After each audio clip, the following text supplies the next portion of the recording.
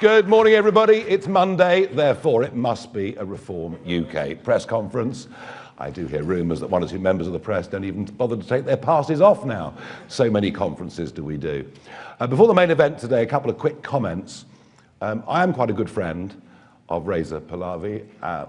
Quite what the final settlement would be in Iran, if this revolution succeeds, I don't know, but I do believe him to be a positive and helpful influence. It is obviously tragic that so many people have been killed over the last few days, wholly unsurprising. And perhaps a lot of the silence we get from our establishment is, of course, because they all backed the JCPOA deal back in 2015, which I was vehemently opposed to, which frankly has done nothing more than prolong the life of this absolutely monstrous regime. Also, quickly want to touch on our friends in Brussels and the Farage clause. You would have to be a prime minister that had no feeling, no understanding of something called the national interest to sign up to something for which we could be punished if a subsequent elected government took a different view. But then, given what this prime minister has done on the Chagos Islands and much else, I don't think national interest really comes into his vocabulary. Far more worried about what globalist institutions may think of him. Now, today we are announcing a very senior political figure and business figure who is joining our team. I know that the sketch writers will go on saying that we're a one-man band. It doesn't matter how many women we get elected. It doesn't matter how many senior figures from all walks of life join us. For some reason, the one-man band narrative seems to have stuck, but it's nonsense, I promise you. So before I introduce our guest for today, our new defector today, I'm going to show you a short video about who he is.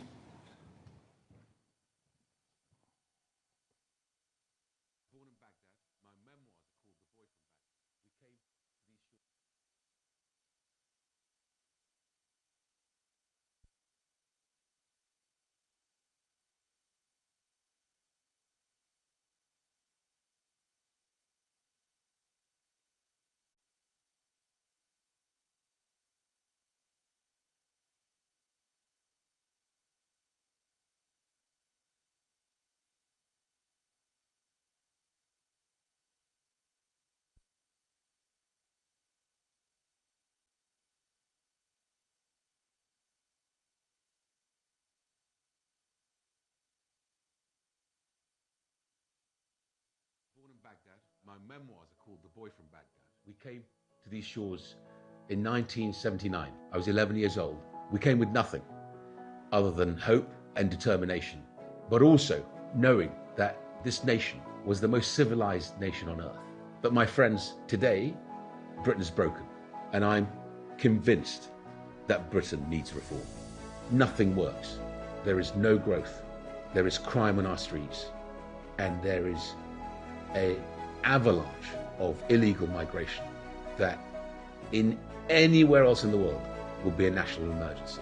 Nigel recognises it's a national emergency, and I think in many ways we need to act in the same way as we did in delivering the vaccine programme. This room, this table, became my office during the pandemic, and I broadcast to the nation.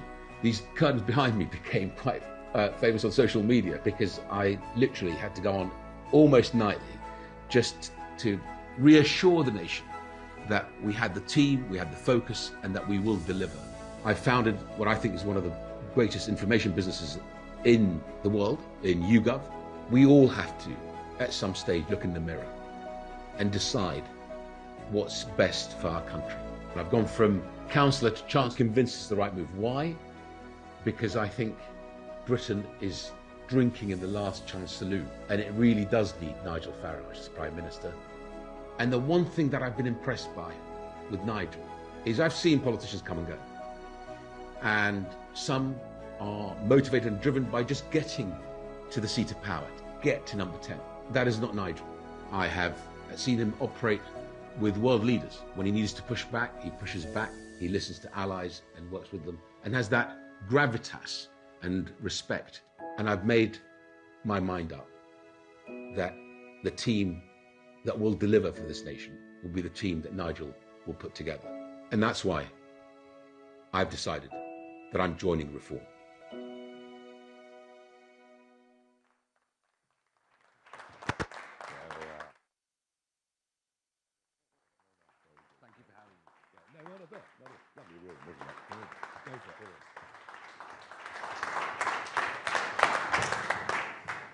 Good morning, everyone. I'm here today to tell you all, and of course the British people, that Britain needs reform.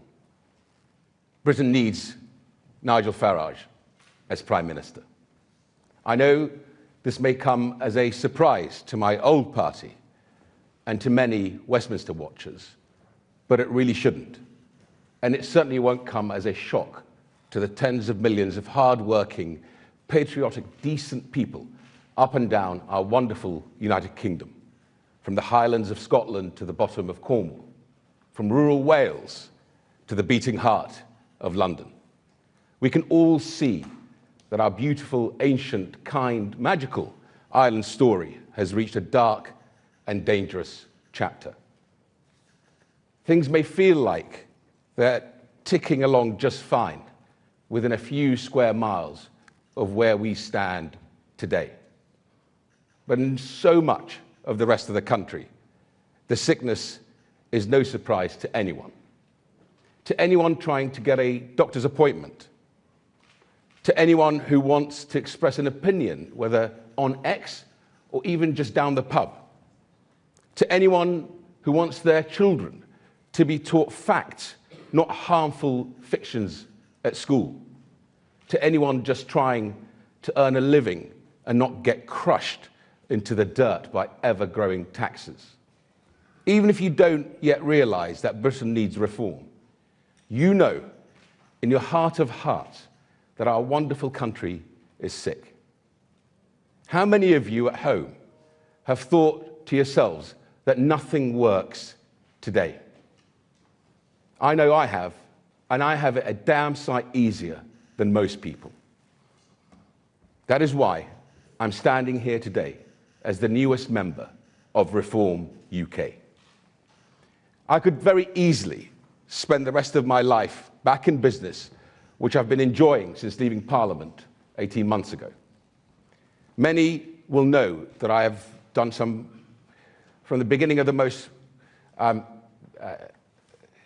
difficult period in government, that I've gone from being probably the most popular politician because of the vaccine program in the country, with many in this room writing lovely things about me, to someone who had the same journalist camped outside their house and write some very painful things. And I expect there will be some who want to obviously go over those issues when I sit down. And of course, I have always supported the right of a free press. But my point is that I could choose a quiet, comfortable retirement out of the headlines, chairing one of Britain's biggest online retailers, helping out the Adam Smith Institute, and of course investing heavily both here in the UK and internationally. But I also know a thing or two about growing up in a country that is fundamentally broken, riven by sectarian strife, economic depression, and cratering living standards. So I have decided not to stand by and watch that happen to the country that took me in and let me live my British dream.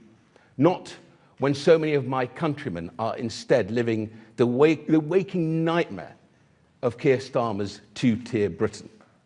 So I stand here with the leader of my new party to offer my help and my insights to the dynamic, confident team that Nigel Farage is building, and to urge others from across all the other parties, and the many millions who until now felt that politics isn't for them, to come and join us.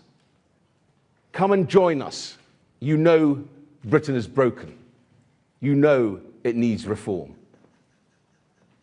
Since leaving Parliament, I have been reflecting on the successes and failures of my old party's time in government. I now rue the timidity, even at times the weakness, with which we try to deal with the problems of the country. My analysis is that a huge culprit is the overmighty bureaucratic inertia that now dominates and runs the country, that has taken control of swathes of the economy, and with barely a shrug of the shoulders, restricted the individual liberty of each and every one of us. And we believed them. Now, I have always been the first to defend the civil servants who served me across multiple departments, and I will always do that. Individually, they are some of the most dedicated, talented, and capable people I've ever had the privilege to work with. But taken as a whole, we have an administrative state, including the overpowerful regulators, the quangos, and all the other agencies who have had power pushed onto them by successive parliaments and governments. These parliaments have been full of politicians terrified of the awesome power and the sacred responsibility that the British Constitution bestowed upon our ancient and sovereign parliament. This has meant that we have ignored the words of John 9:4, to work the work of the day while we can, because the night is certainly coming. So it is time for another glorious revolution to get us back to a fully sovereign parliament, and where the government really is the government. For that, my friends, Britain needs reform. My old party, and by definition, to some extent, me personally, should share some blame for the continuation of the Blairite constitutional vandalism and our failure, to coin a phrase, to take back control from the entrenched powers of the unelected bureaucracy. Now, Conservatives did some important work, stabilizing the economy in the early years after Tony Blair's and Gordon Brown's destructive reign, reforming education and welfare, supporting Ukraine, and of course dealing with the pandemic as well as we could. But failures on mass migration, failure to strengthen our armed forces, or even protect special forces from insane government lawyers, and bad virtue signaling legislation that has made us less competitive and less prosperous, to name but a few. These have provided me with painful lessons learnt that I will, I hope, benefit this great new team. One other lesson I have learnt from ruminating on my time in government is this: we should have been much more forthright about what we really think. I came into politics from a business background where straight talking was what you did. I probably picked up too much of the bizarre politician speak of trying to talk around an issue rather than tackle it head on. So I'm going to be open about my real unvarnished fears for the country, because what has happened in the last 18 months has terrified me.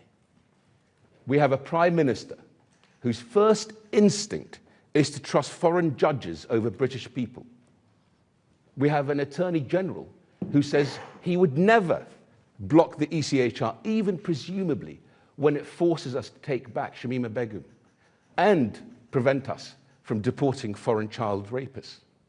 We have a Chancellor who does not understand economic growth, and a parliamentary Labour Party who, through their lack of engagement with the real world, or even seemingly living in it, actively despise the capitalist activity that to many millions of us is human, moral, creative, and dynamic. We have an energy secretary who couldn't be doing more damage to our living standards and our economy if he was actively trying to hurt us. We have an education secretary who has thrown out 20 years of political consensus on education policy, one that has made English schools the best in the whole Western world, sacrificing your child's future on the altar of her slavish devotion to the trade unions and her ambition to winning their support, of course, at the upcoming Labour leadership election. We have a Justice Secretary who once said that Brexiteers like me were worse than Nazis, and who's throwing out an ancient liberty of this land in the form of jury trials, all whilst locking up people on Twitter. We have a Foreign Secretary giving away sovereign British territory, just as the world gets more dangerous and we are menaced by, first amongst others, a Russia that cares not a jot for words, it only respects strength. We have a health secretary who's ploughing ahead with giving children life-destroying hormone blockers, even though we know conclusively now know the damage that they do. And of course, worse, as calamitous as this shower of a government is, there are radical Islamists waiting in the wings to supplant half the cabinet at the next general election and enter parliament. Is there not still a teacher in hiding in Batley?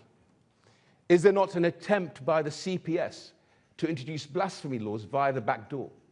Just last week, did we not learn that a police force whose response to uncovering a plot by a group of Muslims in the West Midlands to organize into an armed militia and commit pogrom against Jewish football fans was to lie to the public and to blame the Jews? This is a sickness deep in the heart of our country that for 40 years we have let fester. We should have nipped political Islam in Britain in the bud the moment there were protests against an author for the crime of writing a book. Some of the biggest victims of these Muslim Brotherhood fanatics may be the millions of moderate, decent, patriotic British Muslims. And they may be, as we have seen, Britain's Jewish community too. But my friends, make no mistake, the rest of the country are every bit as much in their sights too. And the only political leader who has spoken up about this at great personal threat, who has pledged to ban the Muslim Brotherhood and the whole sinister fifth column in Britain, Nigel Farage, the man sitting by me now. I'm inspired by his willingness to say difficult truths rather than hide behind a comfortable lie. I'm inspired by the fact that he and his team understand the radical changes required on our economy to save us from the impending debt trap.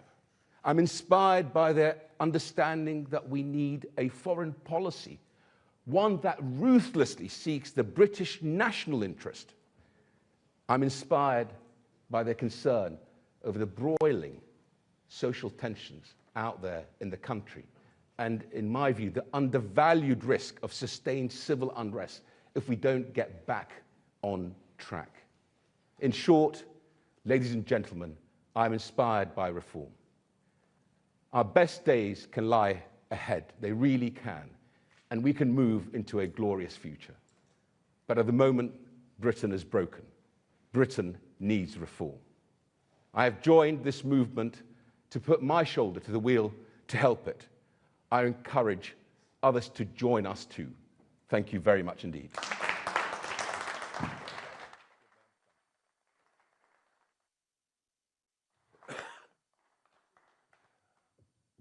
Nadeem, thank you and welcome on board. Right, we have the usual list of questions, beginning with Ian Watson from the BBC.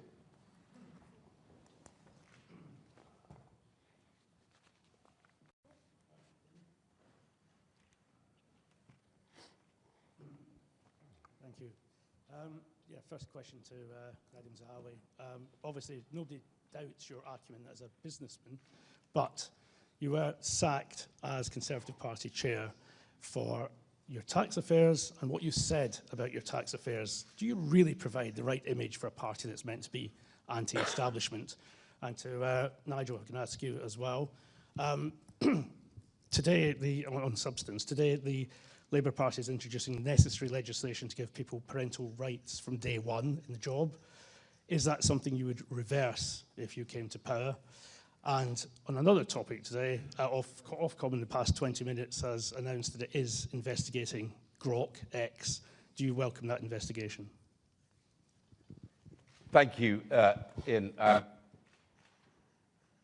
wrote a book about my time in government and about my final chapter, my departing government as chairman of the party. I built a great business in YouGov, and at some stage, HMRC decided that I needed to pay more tax on that business, which I did. I had a choice, of course, by the way, which is to instruct my accountants to challenge HMRC, but of course, they were reporting into me as Chancellor, and that's why I decided actually the appropriate thing to do was to settle. The mistake I made is not to be specific about the settlement in my declarations to the Cabinet Office, and I deal with that in detail in my book. And I absolutely think that politicians should be held to a higher level of accountability, but I shouldn't be precluded from doing the right thing via my country, and I think I've got a set of talents and experiences that I can lend the team that Nigel's building to be able to get this country back on track. Yeah, it's the big difference really between here and America. And by the way, America's growing at 4.3%. That was the last figure we saw, and we're not growing at all. And in America, we accept that people have companies that fail. In fact, most successful Americans boast about how many failures they've had. And I saw Layla Cunningham being attacked by the media because a couple of her investments in firms haven't worked. So what? You know, that's what it's all about. She risked her money. Some you win, some you lose. And there's nobody with a complex business empire that does not have to have negotiations at some point with HMRC. That is how the world works. And I'd much rather have Nadeem, who's been through that experience and come out the other end. And he could have just gone abroad. He could have just disappeared for a few years and not paid any tax, which, by the way, increasingly is what people are doing. So, yeah, you know, we've got a very, very broad range of people in this party, but I'm pleased to say we've got several people in the upper echelons of reform who've been successful in business, unlike the government, where not one of them has. I'm all for parental rights. It's just all about what that balance and relationship is with employers. And I think, you know, what we've seen with the employment rights legislation thus far in this government is employer after employer saying, we will take on fewer people. And the rapid rise of youth unemployment, I think, bears testament to that already. On Grok, I mean, nothing from the current set of regulators and government would surprise me when it comes to the suppression of free speech. Do we like and welcome the particular feature on Grok that's made the news over the weekend? No, but let's talk to Grok. They've already made one or two steps in our direction.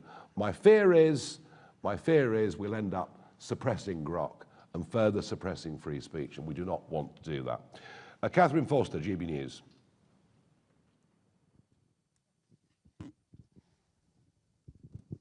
Thank you, Catherine Forster, GB News. Nadine Zahari, a few years ago, you tweeted, "I'm not British-born, Mr. Nigel Farage. I am as British as you are.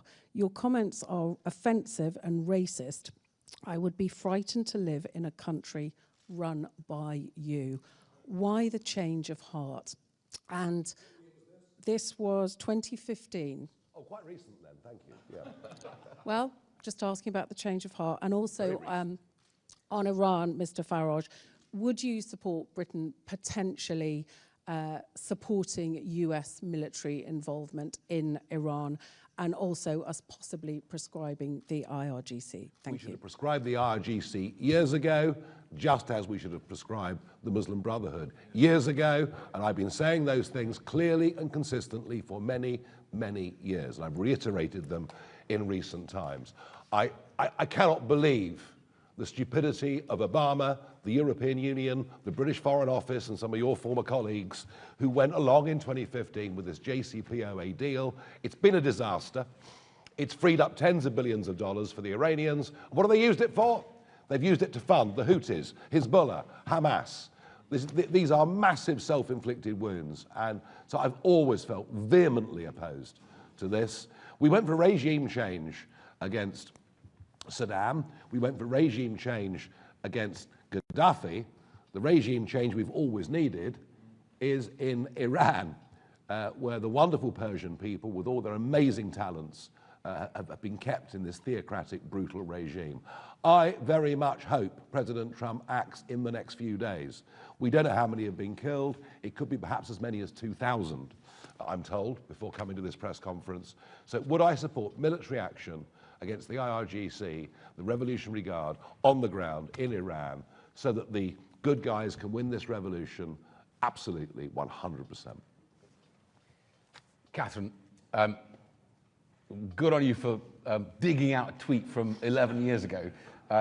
But all I would say to you is, if I thought this man sitting next to me was in any way had an issue with people of my colour or my background who have come to this country, who have integrated, assimilated, proud of this country, worked hard for this country, paid millions of pounds in taxes in this country, invested in the country, I wouldn't be sitting next to him.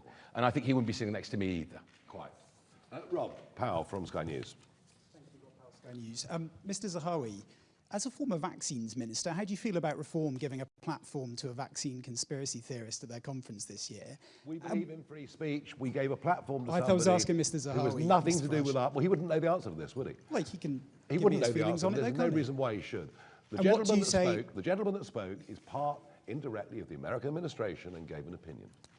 Okay. Well, if Mr. Zahawi wanted to answer that, and also tell me, what would you say to colleagues that you worked with in the Conservative government during the pandemic who might feel a little betrayed today? And Mr. Farage, if I may as well, in 2022, when Nadeem Zahawi was appointed Chancellor, you said, I thought Zahawi had principles, but tonight we learned all he's interested in is climbing that greasy pole. Are you now greasing that pole for your new colleague? If you look at the clip, you will see that I profess to be a fan. You did. I very publicly said I'm a big supporter of this guy.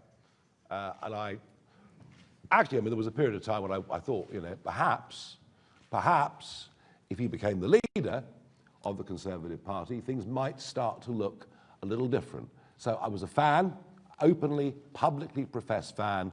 I was disappointed that he decided to join what I saw as a failing government at that moment in time. But I've always been a fan of his. Rob, I think you walked into that one. But thank you, Nigel, and thank you for the compliment. Look, ultimately, I reiterate again, I wouldn't be sitting next to Nigel if he thought that what we did on vaccine was in some way a failure. Quite the opposite. He's always said to me that what we were able to do was to harness the best of Britain, both from outside the civil service and from the civil service. We had Brigadier Phil Prosser, the great of our military, the great Emily Lawson, who came out from outside government to come and help into government, was something that he admired. But I have to say to you, and Nigel just gave the details, rightly so, because I wouldn't have known the details about their party conference. I have to say to you, I prefer a party conference and a party that is open and believes in free speech and allows their members, their candidates, to debate openly and to actually have substantive disagreement but come together and then move forward with a strategy, real clear strategy, than parties that don't allow that in the way the Labour Party is behaving and they behave at their party conferences. Maybe worth talking of vaccine rollout, remembering, maybe the Prime Minister's watching, we were only able to do what we did in the speed that we did it because we were not members of the European Union and all the associated medical bodies. All right? And that all seems to have been forgotten. We had the freedom to move and to act. And what Nadeem proved during that is this bloke gets stuff done. And if we head on and win the next general election, we're going to have a lot of stuff to do, including him. Thank you. Shihab Khan, ITV. Shihab Khan, ITV News. Nadeem Zahawi, you were a Conservative councillor, you became Chancellor, and you've now defected to Reform UK. You had previously said that you would be uncomfortable living in a country that was led by Nigel Farage. Given your dynamic, moving opinions, how can we trust a word that you say now? And Nigel Farage, a question for you. There's been a lot of talk about social media being banned for those under the age of 16. Is that something that you would be supportive of? Good question. Go. Shihab, look, I'm going to sound like a broken record. I wouldn't be sitting here if I thought that Nigel Farage wasn't someone capable of leading the country, of becoming Prime Minister.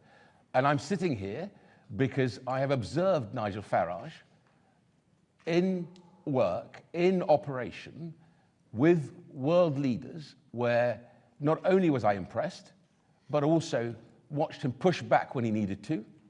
None of the sycophancy that you see from the current Prime Minister with the way he's behaving internationally. Chagos Islands comes to mind on that one. And that's why I'm sitting here. The nation will make up its own mind. I could easily, as you heard me say in my speech and Nigel repeated, just sit at home and do nothing. I think the country is facing a national emergency on the economy, on our open borders, on what is happening in parts of the country, which I genuinely worry about, that could actually tip over into civil unrest. And I could just walk away, but I chose not to, and that's why I'm here. I 100% support the ban on smartphones in school. 100% support it. Yeah, leave them in a locker as you go into the school, maybe take them out lunchtime break, I don't know, but I 100% support that.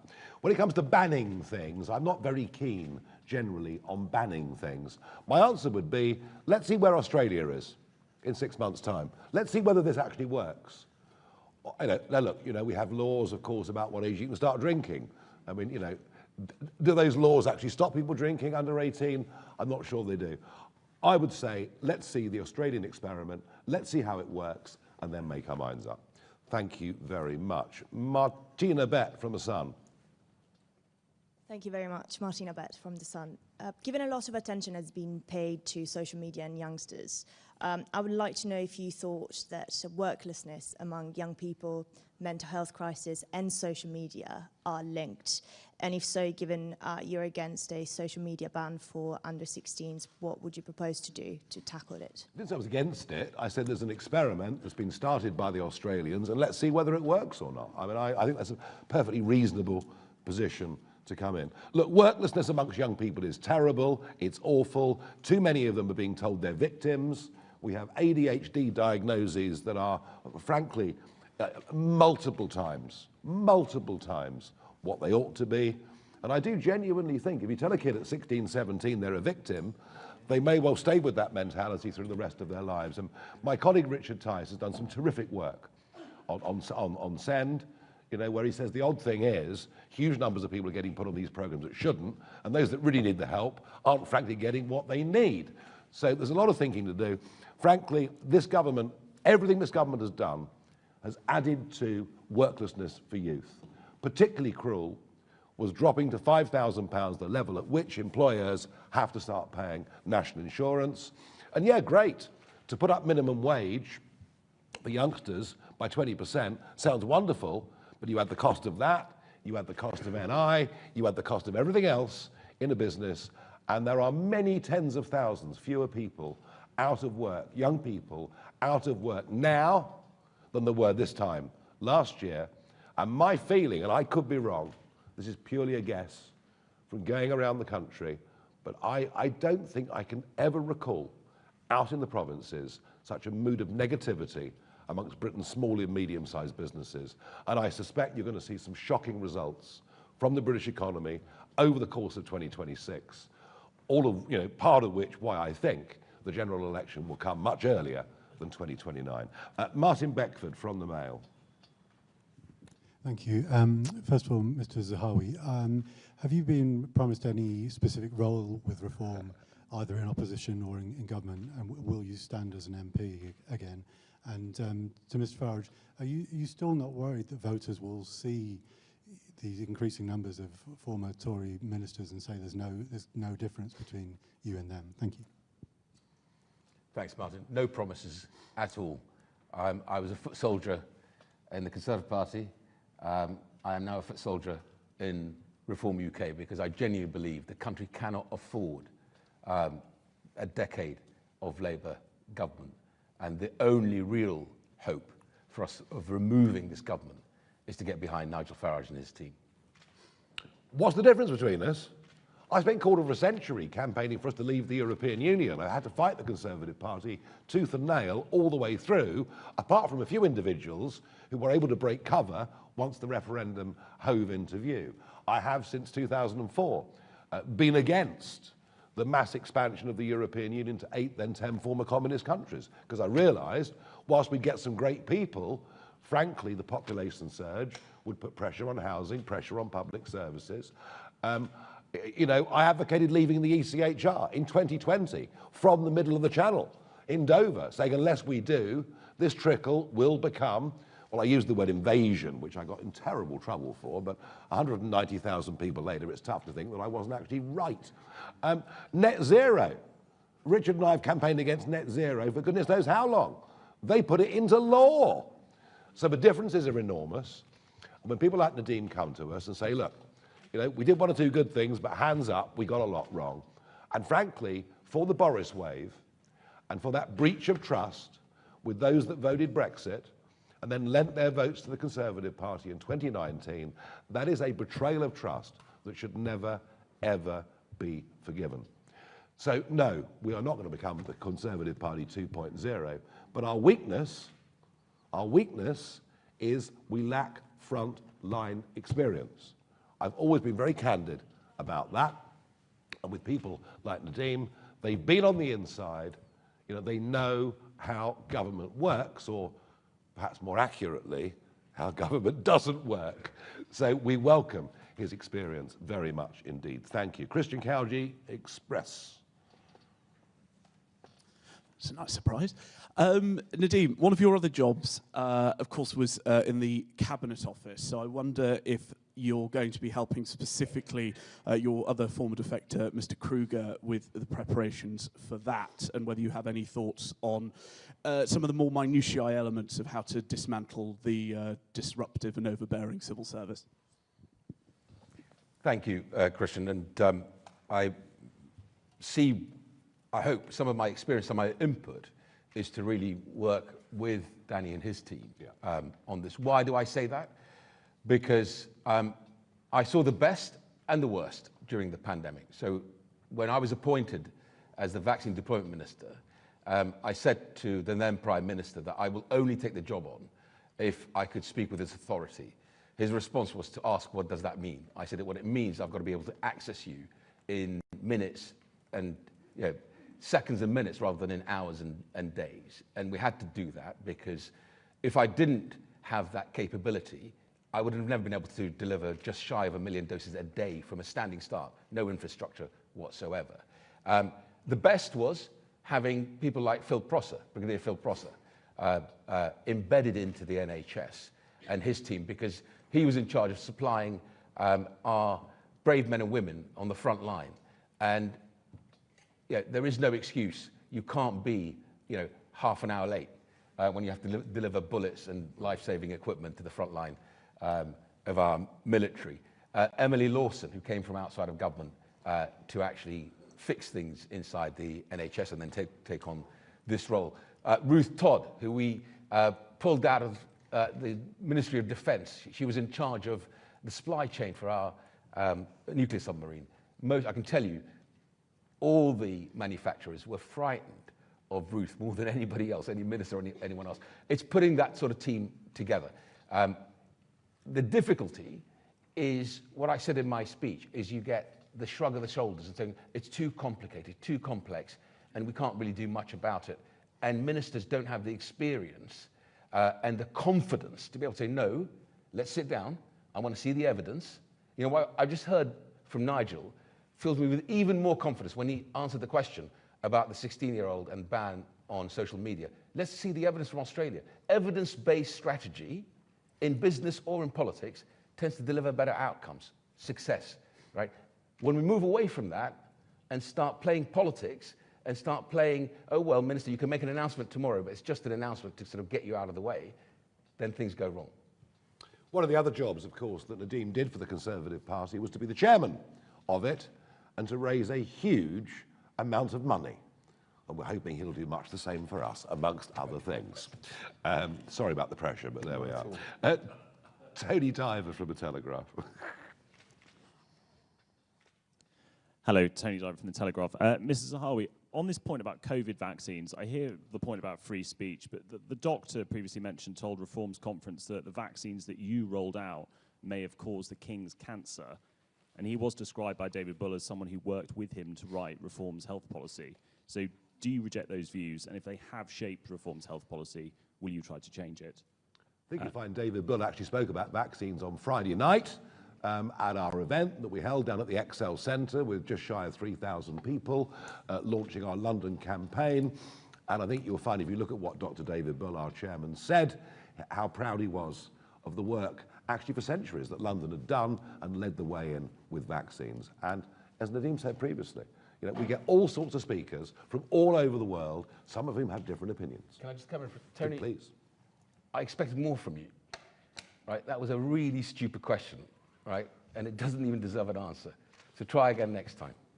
Right, Dan Bloom, Politico. I'm the nice guy here, you know. I mean, Thank you, Dan Bloom from Politico. Mr. Farage, I heard what you said there on Iran. More generally, when it comes to sort of Donald Trump's worldview, he's obviously, you know, in some ways becoming the sort of interventionist president overseas. Do you feel that him being the sort of the world's commander-in-chief more generally is not a thing that you would agree with? And Mr. Zahawi, I will try one more time with a stupid question. Did you seek any assurances from Mr. Farage or anyone else about Reform's policy on vaccines before you joined? Right, let me take that again. I still think it's a stupid question, and I'll tell you for why. I know you want to persist on this because you just heard from the leader of the Reform Party that David Bull spoke about this and was very clear on this, and you're still going on about, you know, were vaccines efficacious or not. I would not be sitting here, nor would Nigel be sitting next to me, if we didn't agree that we did the right thing for the nation to get the vaccine program to the success that it achieved, the fastest vaccine rollout in Europe, if not in the world. And so that is why I think it's a stupid question. okay. If Donald Trump is knocking out the brutal leaders of Venezuela, and let's hope Iran, and thereby taking away the greatest allies that the Chinese Communist Party and an increasingly dangerous-looking Vladimir Putin, if that's what Trump is doing, I would argue very strongly he's doing the world a favour. Thank you very much indeed. Let's go to Tim Stanley, Daily T.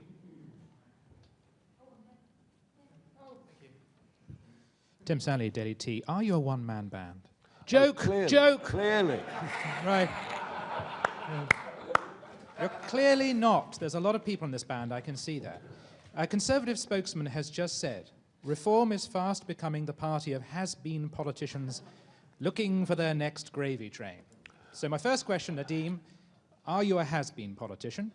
And Nigel, is there any Tory politician you won't take? What is your bar? How do you decide who to say yes to and who to say no to? And have you ever said no? No, that is a very good question. Have we said no to people? Yes, we have.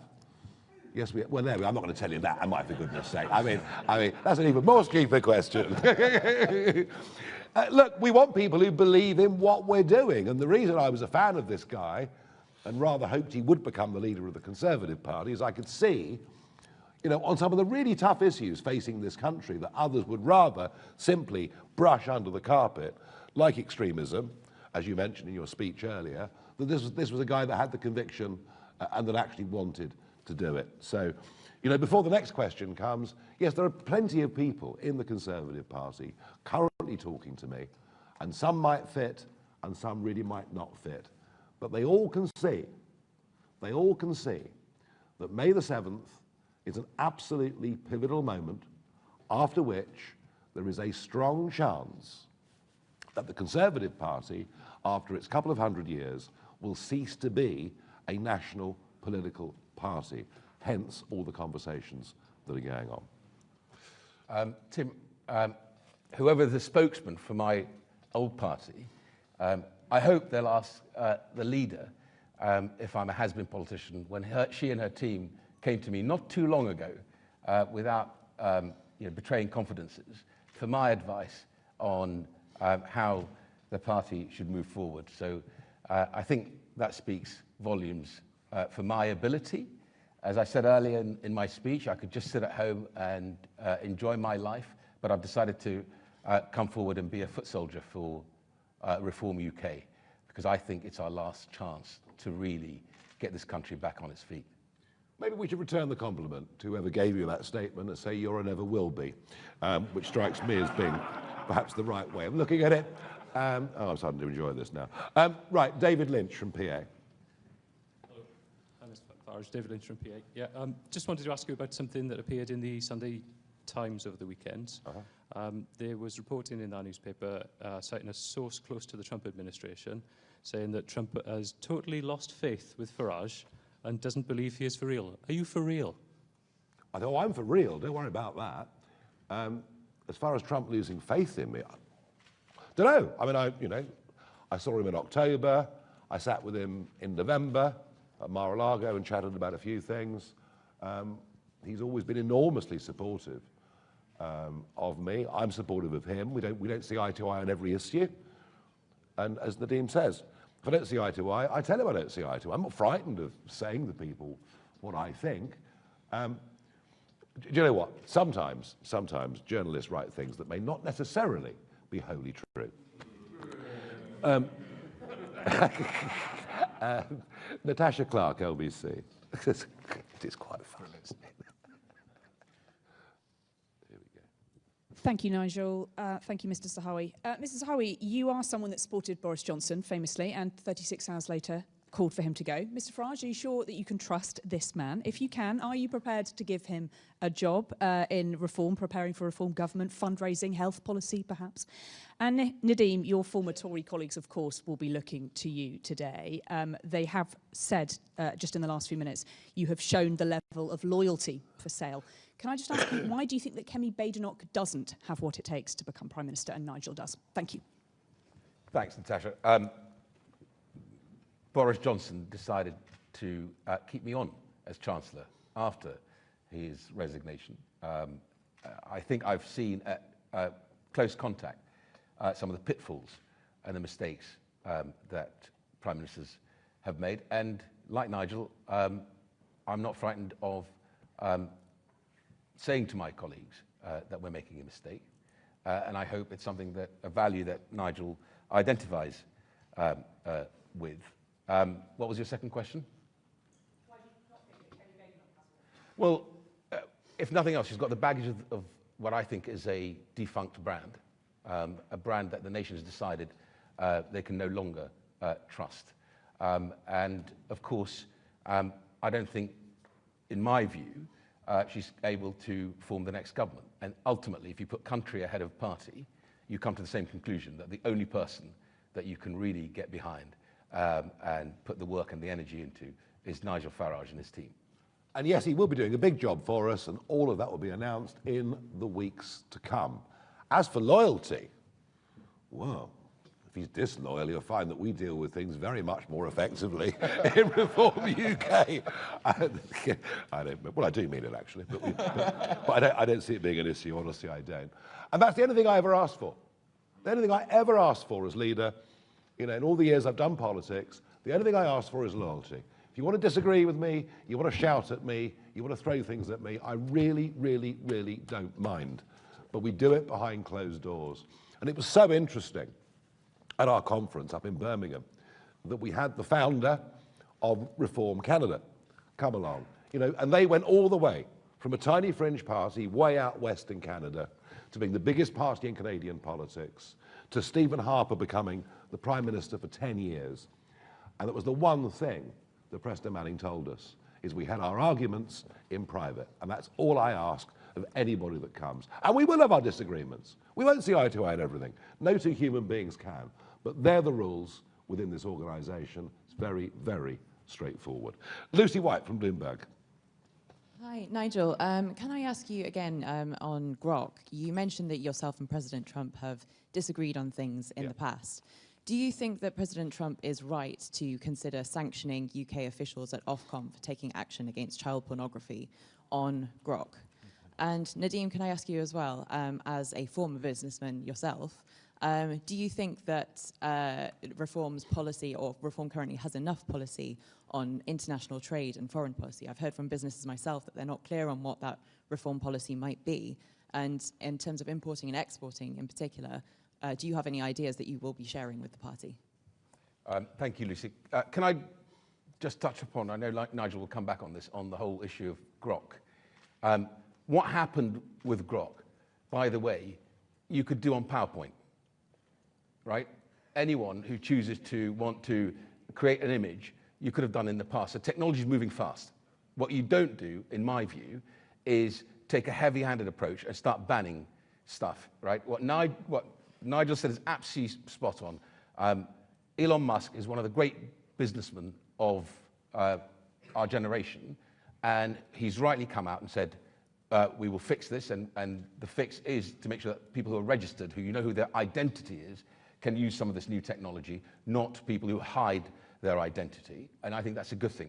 But when you start attacking a business just because you don't agree with the owner's politics or stance, I think it's a dangerous place to be, which is where, if the reports are right, is where Keir Starmer is at on this. So I just want to remind everyone here that all this stuff, technology moves all the time, right?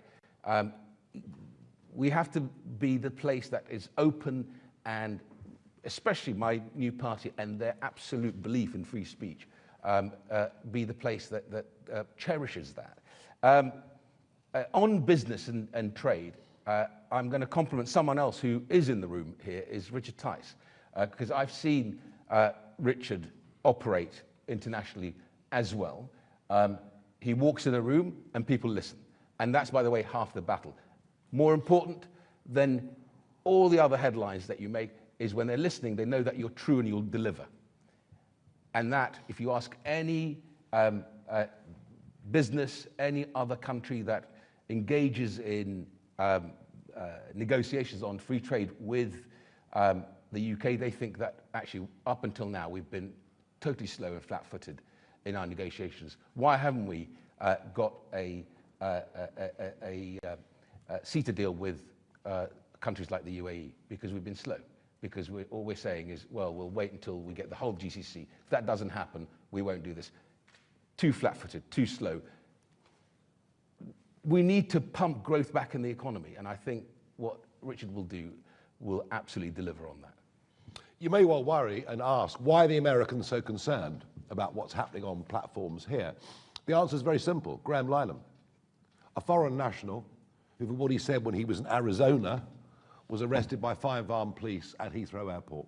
And the fear of the Trump administration, this could happen to any of their top businessmen. I can't think of a more negative thing for the British economy or the reputation of our country than that. Matthew Holhouse, The Economist. Thank you. I want to ask about defence policy, if I may. Mr. Farage, you've been very clear that you wouldn't support the prospect of UK troop deployments to Ukraine. You've also been very consistent for years in arguing that NATO's enlargement to Eastern Europe has been provocative to Russia. I just wondered if you could take the opportunity really to clarify. Would a reform government maintain and uphold the UK's commitments to troops and aircraft on NATO's eastern flank, particularly Estonia and Poland, where there are big UK deployments under enhanced forward presence and air policing? Or, in your view, have these deployments constituted provocation of Russia? Listen, you're talking about an historical argument. Remember, I'm the one person that stood up in 2014 in the European Parliament and said there will be a war in Ukraine. All right, I got it right. Nobody else saw it. Nobody else saw it. I think the European Union's eastward expansion, NATO's eastward expansion, gave Putin a casus belli. He could say to the Russian people, look, this is what they're doing. So I think tactically we've got that wrong. Am I committed to NATO? Yes. Do I think Donald Trump's been a good thing for NATO? Yes, I do.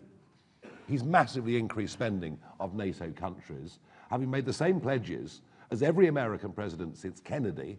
The difference with Trump is when he says stuff, he actually means it. But overall, you know, I don't think anybody would deny that under 14 years of Conservative government, our services were hollowed out.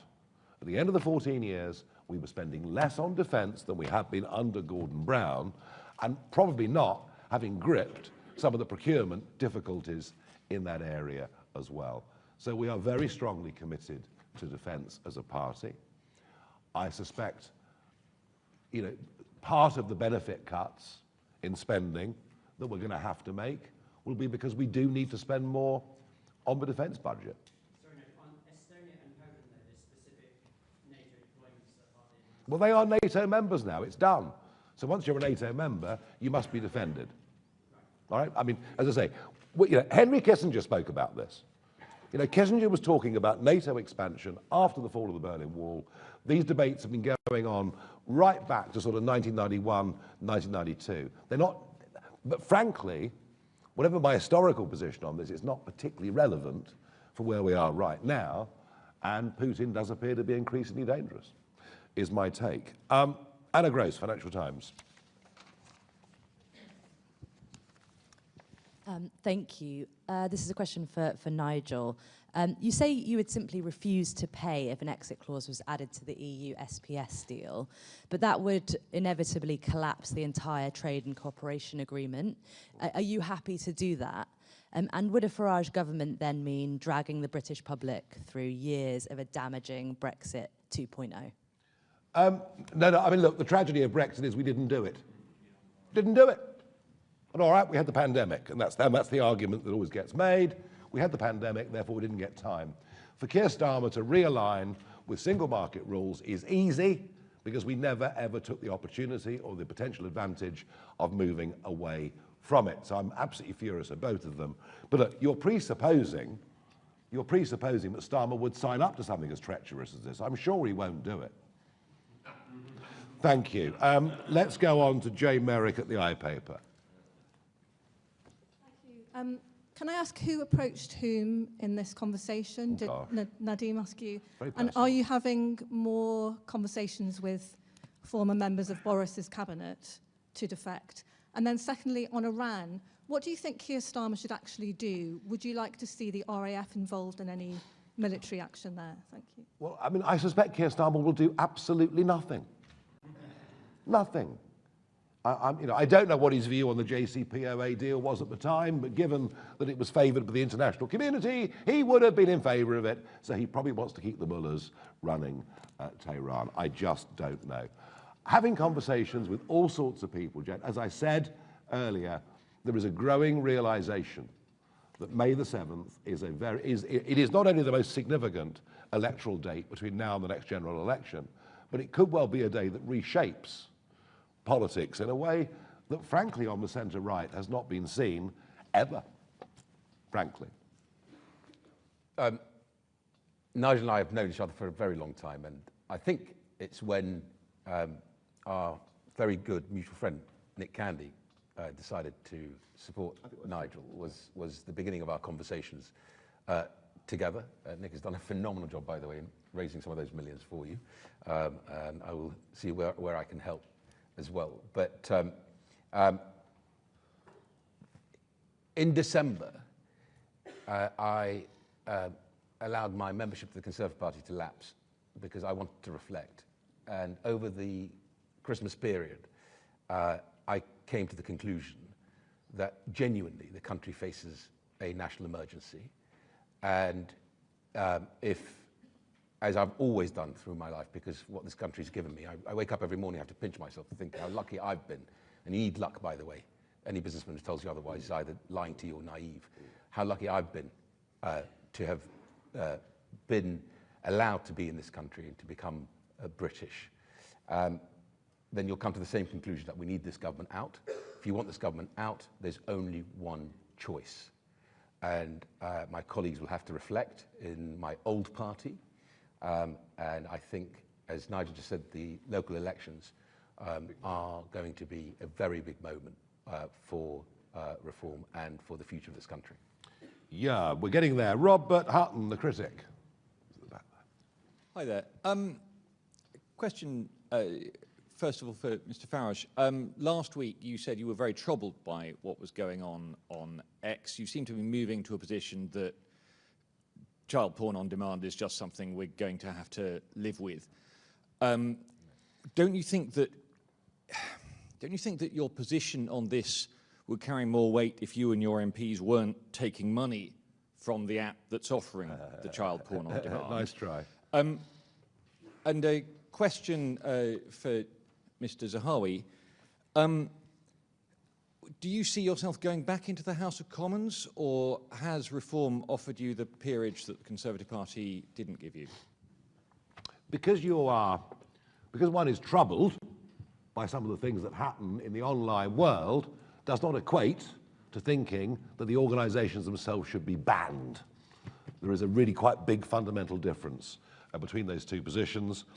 As for money, well, you know, as you may well know, we probably don't know, you wouldn't because of the way the declarations work.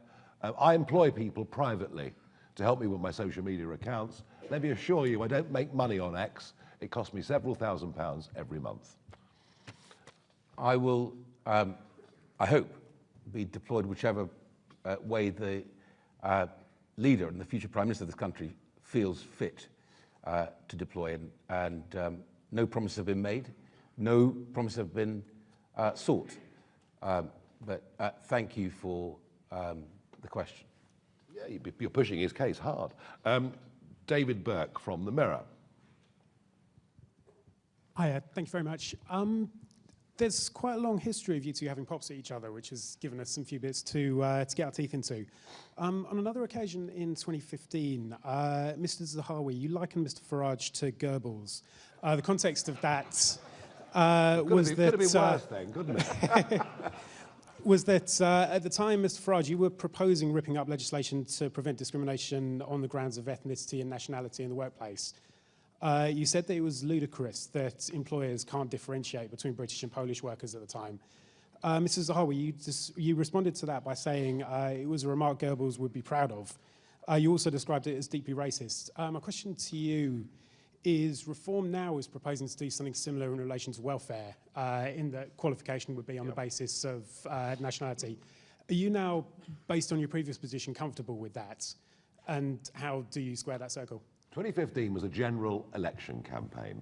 All sorts of things get said and done in the heat of battle in general election campaigns, but I don't in any way row back from the comments I made then. I do think we should actually put British workers first. I genuinely do, and I think you're right. Good question in one sense, because you're right. That logic now applies to benefits. We should not be paying out wholesale benefits to vast numbers of people who come from overseas and who, when they get indefinite leave to remain, of course, are allowed to bring their extended families. And I think these are the arguments of common sense. And I think, look, when my family came to these shores, we came here because we were determined to integrate. My parents were proud monarchists. They wanted their children to grow up with a real passion and commitment to this country. What has happened, in my view, in recent years, with, dare I say, the sort of the Treasury orthodoxy that all immigration is good for the economy, has completely distorted the cultural life of this country, the fabric of this nation, and the economy. We should be focusing on GDP per capita, on people contributing.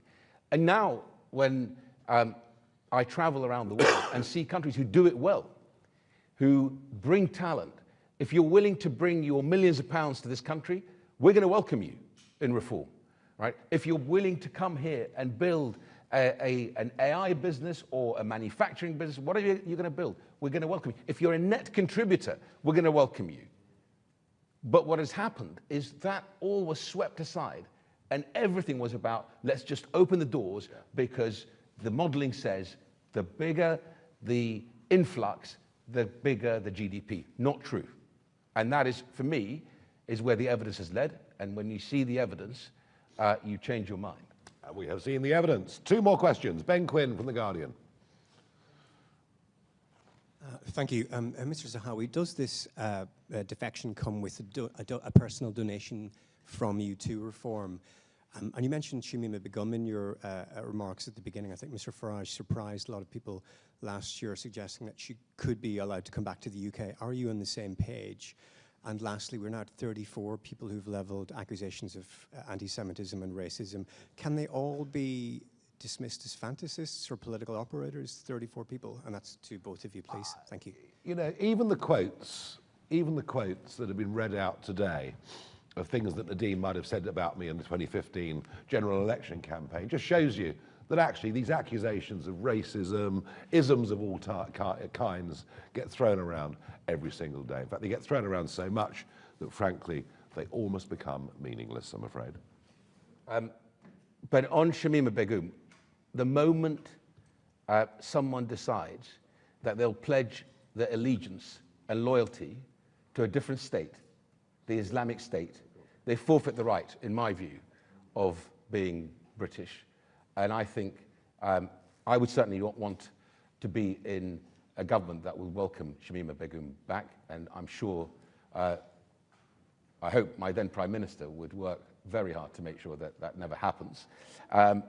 On the racism issue, I dealt with it at the beginning. I don't think I'd be sitting here, or Nigel would be sitting with me, if I thought or he thought there was an iota of racism. Although, in preparation for this morning, I thought I'd also look up, Nigel, everything that's been labelled racist in our country. Coffee has been labelled racist. Picnics have been labelled racist. The Traitors programme, that's racist. Electricity, according to The Guardian, has been labelled racist. And mathematics has been labelled racist.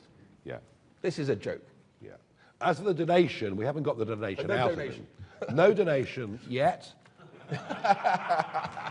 But he will be locked in a room with Lee Anderson after this press conference, and who knows, we might make some progress. Final question. Daisy Eastlake from The Times. Thank you. My first question about the defection. You said about how you're in conversation with more Tory MPs and former MPs about defection. Will you put a number on the further number of Tory defections set to come before May? And more generally, The Times reported this morning that the Home Affairs Select Committee is preparing to call for the Home Secretary to sack Craig Guilford, Chief Constable of West Midlands Police Force, over the decision to ban away fans from the Maccabi Tel Aviv match against Aston Villa last year. Farage, you've called for him to go in the past, but how long do you give Shabana Mahmood to sack him? The answer to your first question is no. And I'm amazed this Guildford bloke's still there. I mean, frankly, what was revealed last week in that abject performance before the committee was something extraordinary, where, I mean, basically, you know, a police chief hasn't just lied to everybody, but he's literally kowtowed to the most, I mean, you know, talk about racism, you know, literally kowtowed to just a form of violent extremism. Again, and frankly, you know, it's quite funny, isn't it? I mean, where are all the screaming protests outside the Iranian embassy? Where are all the, you know, the pro-Palestinian lot? It seems they only really turn out when they're having a go at Jews. I'm afraid, I'm sorry to say that. Guildford should have gone already, in my view. Just on the point on the Maccabi Tel Aviv match, and this is really serious, and I hope Shabana is listening to this today. And I said that on the night, because I was actually doing media on the night. The message this sends is so dangerous and corrosive to our country. Why do I say that? Because the question is, who controls our streets? Right? If the police force in the West Midlands needed additional support, they should have called the Home Secretary and the Defence Secretary and got the army in.